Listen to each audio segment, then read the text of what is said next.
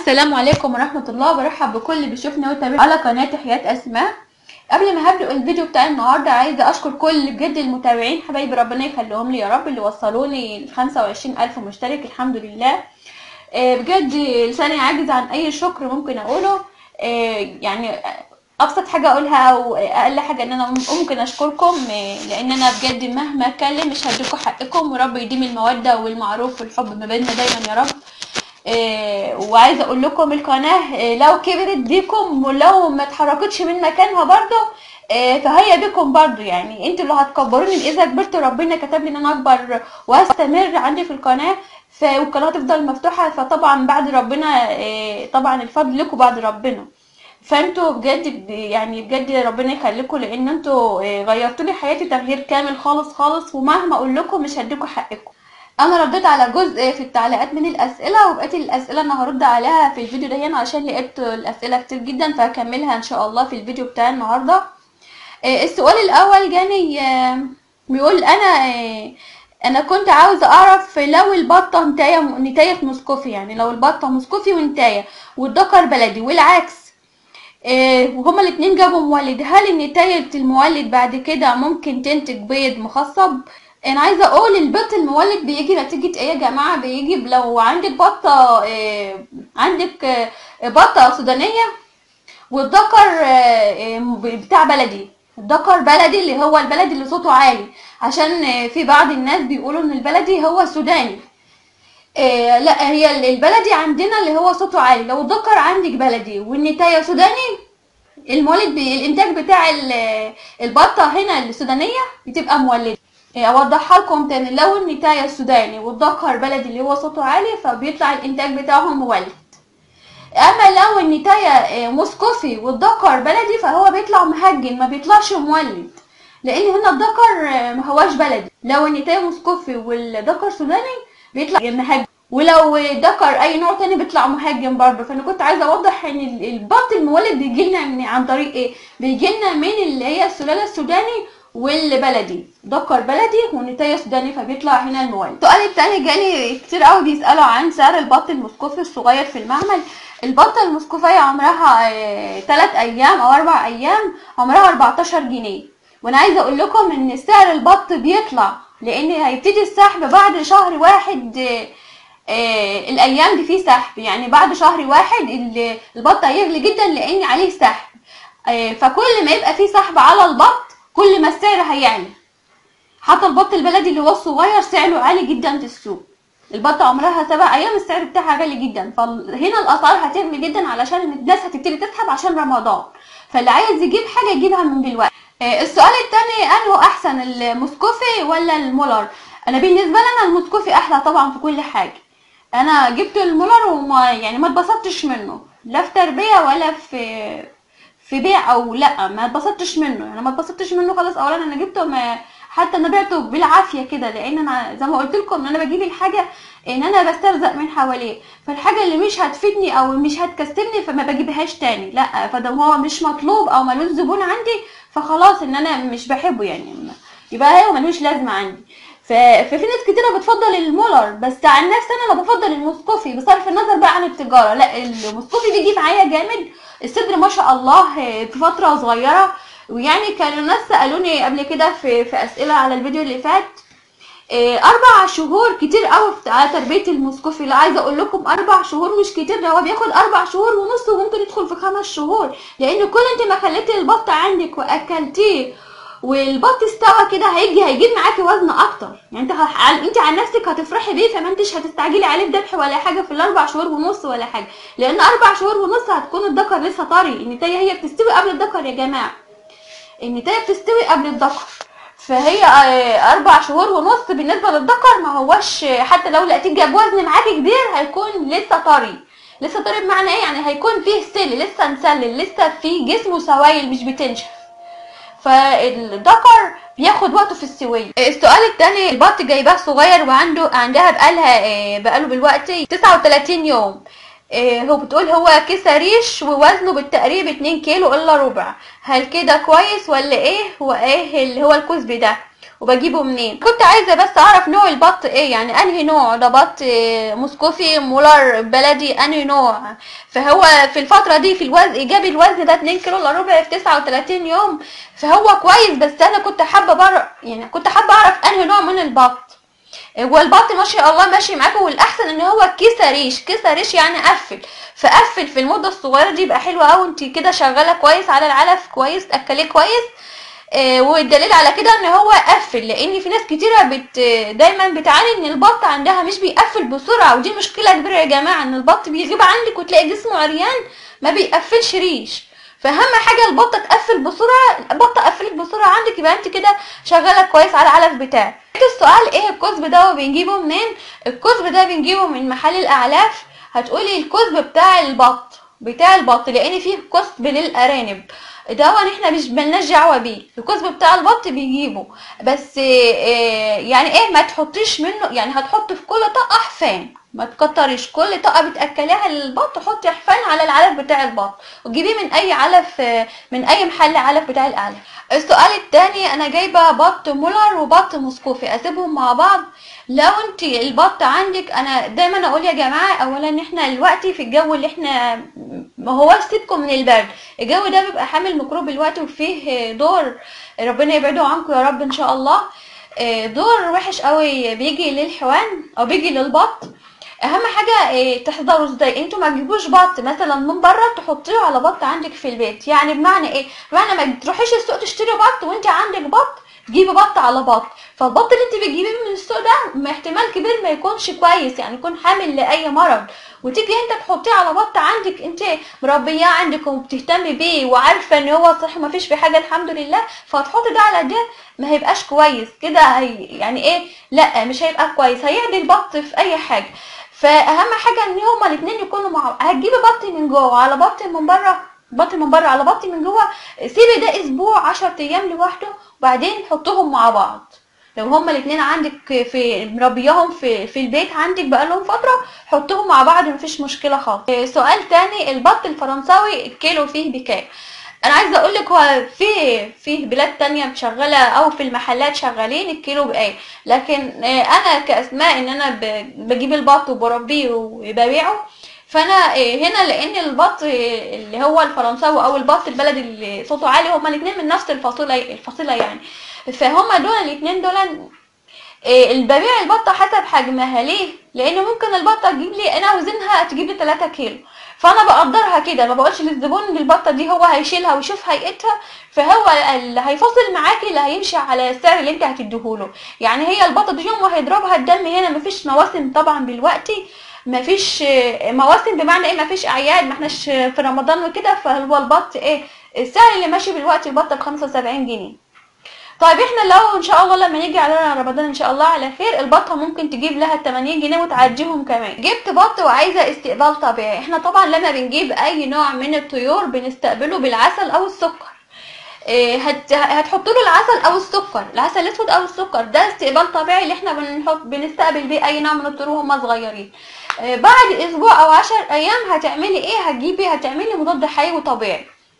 عندكم الطريقه في صندوق الوصف. المضاد الحيوي الطبيعي ده ملوش حل يا جماعه، بجد تعملوه، ولا هتروحوا صيدليه بيطريه ولا صيدليه بشريه، هو ده بجد بجد انا شغاله عليه. يعني الحمد لله انا قدرت انجح في حكايه ان انا اعمل اعشاب طبيعيه، ان انا امشي بيها على الفراخ والطيور بتاعتي، وانا كل حاجه عندكم انا حطاها في صندوق الوصف. السؤال الثاني، الكذب اللي انت بتتكلمي عليه ده هو بتاع الارانب؟ لا هو مش بتاع الارانب. زي ما انا قلت قبل كده، هنروح اي محل من بتاع الاعلاف، في كذب ارانب اللي هي الرفيعه الخضراء دي، وفي كذب تاني اللي هي بتاع البط. البط ده له كذب معين، هتروحي تقولوا له انا عايزه الكذب من بتاع البط. بتاع الارانب ده رفيع جدا ولونه اخضر ملناش دعوه بيه، معمول كده بكذا نوع من انواع العلف، وداخله الذره اللي احنا محتاجينه للطيور بتاعتنا. فهو موجود في اي محل من بتاع الاعلاف. السؤال التاني، هو البط السوداني له صوت ولا ملوش صوت واعرفه ازاي؟ طبعا البط السوداني ملوش صوت خالص، يعني احلى ميزه فيه ان هو ملوش صوت، يعني ما بيعملش اي دوشه ولا ازعاج. تعرفيه ازاي؟ البط السوداني احنا قلنا مش بيتباع في الاسواق، ده هو بيتباع ما بين الاهالي. يعني انا مرقده البط عنده سوداني ومش عايزه اربيه، فمستغنيه عنه عايزه ابيعه، تجيبيه من الاهالي. تعرفيه ازاي؟ هو شكله مميز جدا، وانا عايزه اقول لك ادخلي على القناه عندي هتلاقي انواع البط السوداني كبير وصغير ومتوسط، فهتعرفيه. يعني انا مصوره بط سوداني كتير جدا وهو لسه طالع من البيضه، وهو صغير، وهو متوسط في العمر، وهو على الدبي. جاني سؤال بتقولي جايبه فراخ ساسو من 8 11، هما كويسين وبياكلوا كويس بس اوزانهم خفيفه. 8 11 واحنا دلوقتي خلاص خلصنا 12 اهون، يعني هما تقريبا كده بقالهم شهر ونص، هو وزنهم خفيف. انا عايزه اقول لكم ان الفراخ الساسو بتاخد وقت، او الفراخ الحمراء هي نفس الاسم، بتاخد وقت غير الفراخ البيضاء.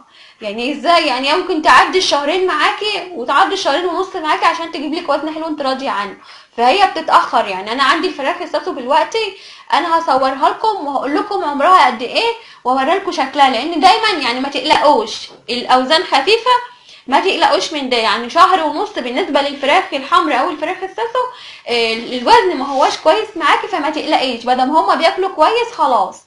انت قلقانه وعايزه تديهم جرعه فيتامينات، انت ممكن تديهم الفيتامينات اللي هي عندك بتاعه البرتقال في صندوق الوصف، ده جميله جدا جدا وفيتامينات طبيعيه. السؤال الثاني، انا عندي فراخ بلدي عمرها شهر، ممكن تاكل سرس؟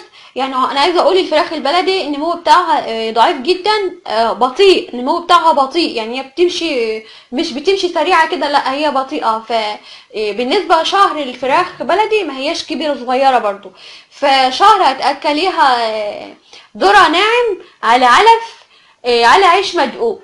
هنسيب السرس شويه، السرس لا مش الوقت، مادام شهر مش مستحب الفراخ الصغيره تاكل السرس، شهر الوقت ده صغير عن الفراخ البلدي، فاحنا هنركن السرس ده شويه وبعد كده احنا هنحتاجه، يعني هنحتاجه على شهر ونص كده ان شاء الله.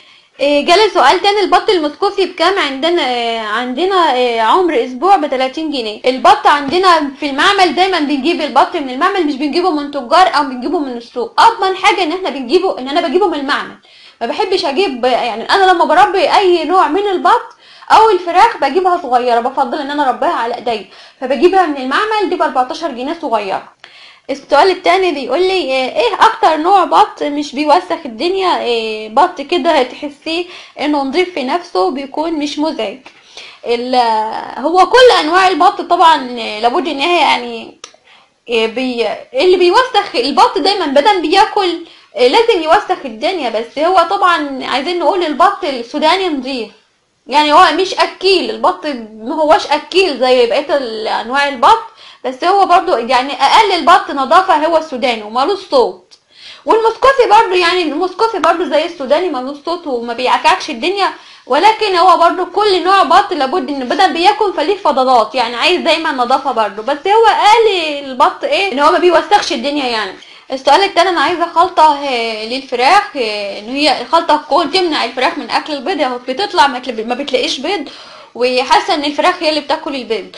طبعا انا عايزه اقول لك لابد انك تراقبي الفراخ، لازم تقيسي الفراخ، يعني هتقيسيها هتعرفي قيسها من المغرب، هتمسكي الفراخ وتقيسها تشوفي انهي فرخه عليها بيضه، وهل كل الفراخ عليهم البيضه. يعني هتقولي مش عارفه اسمهم، لا اتعودي انك تقيسي الفراخ، ده مهم جدا. اولا ده هتبينلك اذا كان الفراخ بتاكل فعلا البيض ولا هما ما بيبيضوش، ما ممكن بيبيضوا يوم ويقطعوا 2 و3، يعني بدل هما لسه بادئين يبيضوا. ومع ذلك حاضر انا ان شاء الله هعمل فيديو على الخلطه دي يعني ضروري، لان انا فعلا الموضوع ده انا بجهز له فيديو ان شاء الله. انا عندي بطه قدامها شهر لغايه ما تبيض، ينفع اجيب ذكر يلحق يكسرها والبيض يطلع فيه بذره؟ لابد لازم عندك بطه على وش بيض لابد يكون معاها الذكر لازم يصاحب البطه وهي لسه صغيره، يعني مش يعني لازم الذكر يا جماعه، لان لازم الذكر ليه لازمه مع البطه. اولا الذكر هنا بيوسع البطه للبيض وبيساعدها على البيض، فهي لازم عندك نتايه لابد يكون فيه ذكر، فانت كده لازم تشتري ذكر يكون مع النتايه، سواء هتبيض بعد شهر او هتبيض بعد شهرين، فلابد ان الذكر يكون موجود معاها. السؤال الثاني، انا عايزه اعمل مشروع بط، ايه افضل نوع من البط يجي معايا؟ و عايزه اقولك هتعملي مشروع بط احسن بط يجي معاكي او ممكن تكسبي من وراه وممكن تربحي من وراه، وكل حاجه طبعا الحمد لله فيها مكسب. يعني مش هقولك لا لا مفيش حاجه فيها مكسب، اي حاجه هتجيبيها من انواع اي نوع من انواع الطيور هتجيبيه وعايزه تشتغلي فيه ان شاء الله ان شاء الله في مكسب، بس نشتغل صح. انهي نوع من البط؟ هو البط المسكوفي ما شاء الله عليه، مربح جدا جدا، بس لو مشيتي صح في العلفه بتاعته وتربيته كويس والنظافه والفرشه كمان بحيث انك تدفيه برضو. فانا عايزه اقولك ما تكتريش، انت لسه هتبداي فما توسعيش الدايره قوي، بحيث ان انت هتبداي بحاجه صغيره هتجربي نفسك فيها، لو دي مشت معاكي زي ما انت عايزه وربنا رضاكي تتوسعي تدريجي، ما تتوسعيش مره واحده، تدريج يعني شويه بشويه. فتوكلي على الله. انا برجح اللي هو البط المسكوفي جميل جدا جدا. عايزه تجيب بط مسكوفي رمضان، طبعا البط تجيبيه الشهر، احنا خلاص شهر 12 خلاص، كل سنه وانتم طيبين خلصوا، وكل سنه وانتم طيبين بمناسبه السنه الجديده، يا رب يجيبها على خير على الجميع ان شاء الله. طبعا جيبيه من الشهر اللي هيجي ده، شهر واحد، يعني هيبقى 1 و2 و3 و4، ده يبقى حلو قوي. يعني على رمضان طبعا هيكون كمان دخلنا في 5 شهور، ده هيبقى جميل جدا جدا. فهو ان شاء الله تجيبيه الشهر الجاي اللي هو شهر واحد ده اللي هيبدأ ان شاء الله بعد بكره. في سؤال تاني، السؤال ده انا اتكرر كتير، سؤال عن الوز. انا كنت بس حابه اعمل فيديو الم كل معلومه صغيره وكبيره عن الوز، لان في ناس من المتابعين كتير بيتكلموا يعني اسئله كتير عن الوز. بس في سؤال، الوز بيتذبح امتى وبيجيب وزن قد ايه؟ انا عايزه اقول الوز قرب، او يعني عايزه تذبحي الوزه، ما انت ممكن اي نوع من انواع البط عندك او الوز مثلا هتشد الريشه هتطلع ناشفه معاكي، مش معنى كده ان الوز استوت او البطه استوت، لا، يعني هتلاقي ريشه ناشفه، بس ممكن تلاقي الوز خفيف، ممكن تلاقي الوزه اللحم بتاعها طري بمعنى ايه اللي طعمها مش حلو. فأنسب وقت انك تذبحي فيه الوزة بتبيض من 9 شهور ل 10 شهور، دي يعني مدة البيض بتاعها، هتبدأ البيض من عمر 9 شهور ل 10 شهور. فانت هتذبحها من 6 شهور، مستعجله قوي تذبحي من 5 شهور، بس هيكون الوز جه معاكي. فانا بيستحسن ان انت تذبحي الوزه من 6 شهور، لان وانت طالعه يبقى لسه 3 شهور على البيض الوز، على بال ما الوزه تبيض، فهي كده هتكون استوت وريمت لحم اكتر، تكون الوزه ما شاء الله تقلت واستوت ونشفت، تلاقي حجمها نفش معاكي. فاللي عايز يذبح الوز ما يستعجلش عليه، من 6 شهور ده انسب سن جدا جدا واحلى سن للوز، هيكون اكل وشبع. اهم حاجه تركزي على اكل الوز علشان البيض، احنا في موسم الوقت انتاج الوز، يعني الوز بالوقت بيبيض وبيرقد. اهم حاجه تركزوا على الاكل يا جماعه بتاع الوز، الوز ده احلى تربيه بجد بجد وبيبسط صاحبه يعني. السؤال التاني بيقول لي، جاني سؤال بيقول لي انا عندي بط مسكوفي من يوم ما بدأ يبيض وهو بياكل البيض بتاعه، وحتى لو البيضه فيها الجنين وبيروح يبل نفسه وبيجي يبل البيض البواز دي، يعني مادام هي البطه كده، البطه مادام بتعمل كده بتاكل البيض او انها ما بتنامش على البيض، او ممكن يعني تيجي مثلا الفضلات بتاعتها ممكن تعملها فوق البيض، فهي في كل الاحوال بوظت البيض.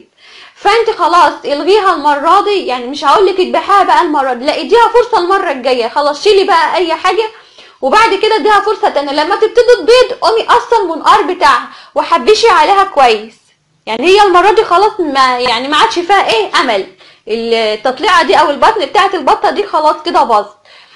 فابتدي اول لما تيجي تبيض تاني قومي رايحه قص المنقار بتاعها، ودايما بعدي اي نوع من انواع الطيور حواليها وحبشي لها كويس، يمكن ربنا يصلح حالها وتنام بقى على البيض وتبقى كويسه خلاص. ما هو لابد ان احنا ندي للبطه فرصه تانية، مش من اول ما تعمل كده نقوم احنا رايحين دابحين، نديها فرصه تانية. السؤال التاني، انا عندي بط بغالي بقاله شهرين، ممكن احط له سرس ولا لا؟